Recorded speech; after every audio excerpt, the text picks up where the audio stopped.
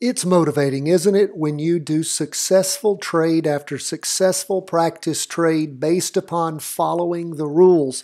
Thank you all for all the great emails you keep sending me. I love to hear from you. CW@chartingwealth.com. We've got the stocks mixed for the day on Friday. We see bonds and gold down. We're going to jump into this chart as we always do first with the S&P 500, and I'm going to cover that for you, but I do want you to keep in mind, and this is something when I was doing the special training today for the Patreon members based upon the stocks and ETFs they wanted reviewed for the month. And again, if you are a Patreon member, it will be directly emailed to you from us. If you don't see it from CW@chartingwealth.com, then you need to check your spam filter because it is going out today to you. We're also going to have a call-in, a live Q&A on Wednesday at 12:30 Eastern Time. That's 12:30 p.m. during the day, not at midnight. We're not witches. Okay, so let's talk first, though. This is something that I shared with the Patreon members. I want to share with all of you. We talk about typically our largest chart is the weekly chart. That is true. Those of you who follow us and are aware of the special quarterly training that we do for long-term investing, I also like to mention when you're first learning about a new stock or ETF that you would like to follow and possibly practice trade, invest, whatever it is you want to practice.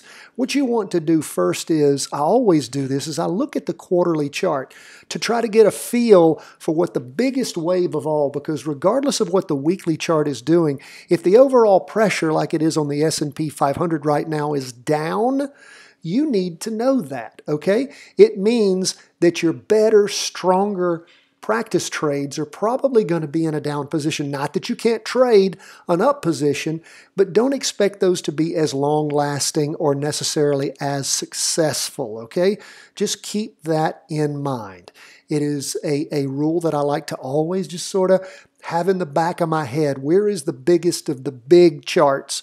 And for us, that's the quarterly. So now let's jump into what this week's doing. We had a weekly vertical crossover going up at the end of the prior week, the 25th of January.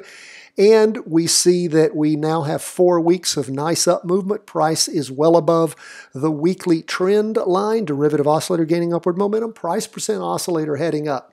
We go to the 2-day chart. What do we see? 2-day chart's building nicely. We had a sideways slide. Remember, we weren't able to jump in early in the week as we typically do around 10:30 on a Monday morning because the market was down.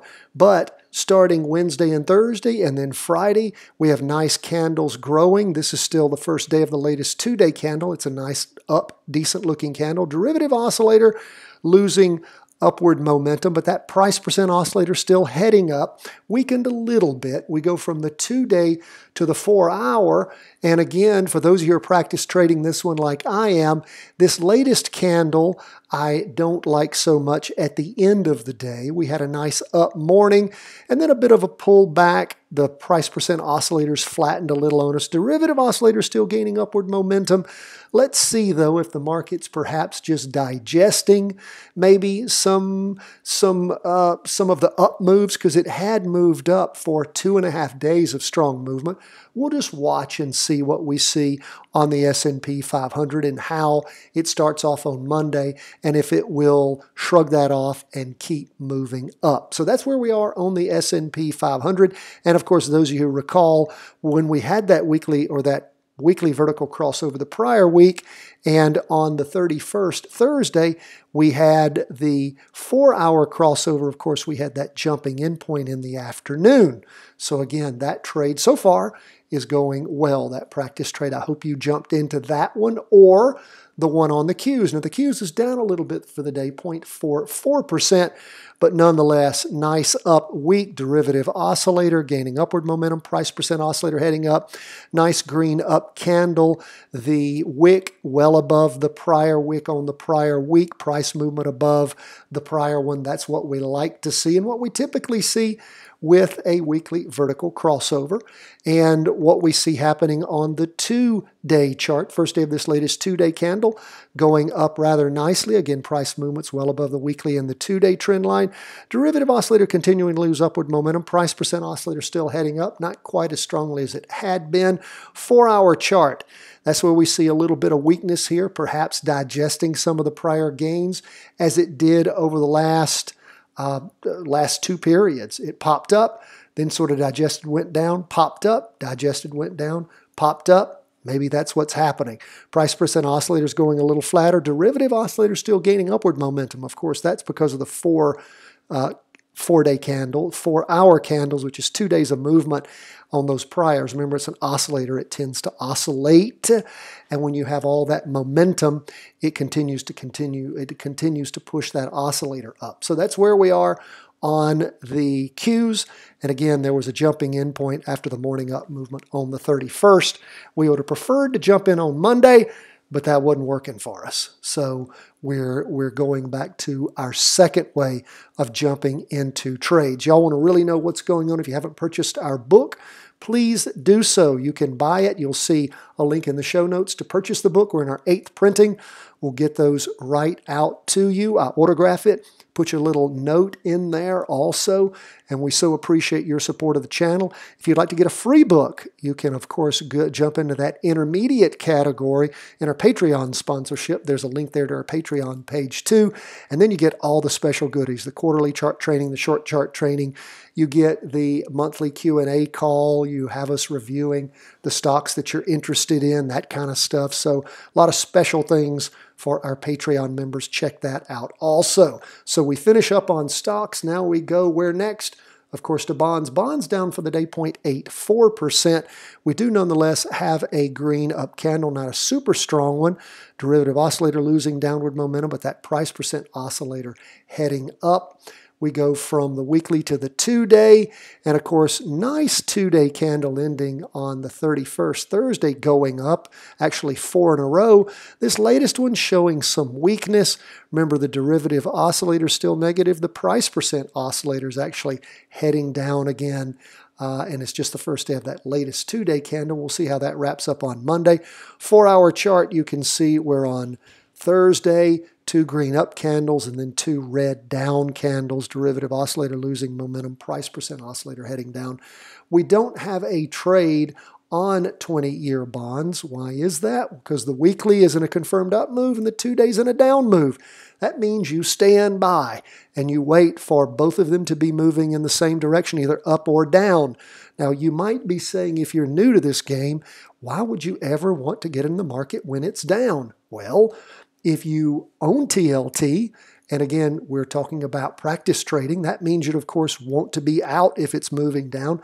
But there are also inverse funds, and there's options. There are puts that can be practice traded to make practice money, virtual funds, when the market's going down. We want you to practice these things with us and see how they work, understand the fundamentals of them, put that together with the rest of your knowledge, and get good at this. It's, when you think about the stock market, my friends, there's nothing super complicated in understanding that you want to buy low and sell higher.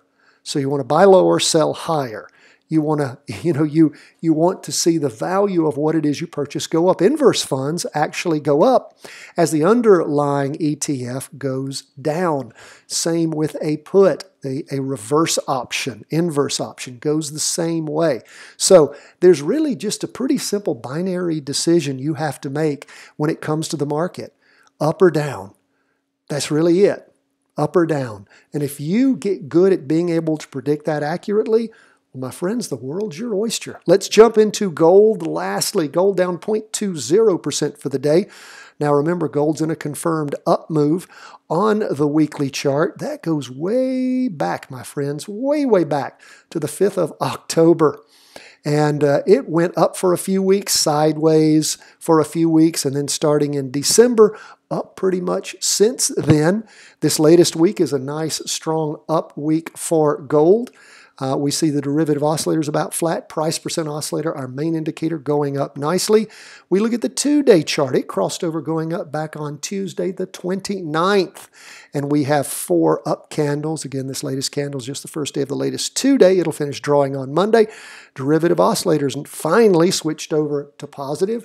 And we go from the 2-day to the 4-hour. And what do we see happening? Well, we see gold blowing off some steam. Started Thursday afternoon and then sort of sideways and down on Friday. Will we have a crossover going down and perhaps another going up like back on the 25th so that we could jump into gold?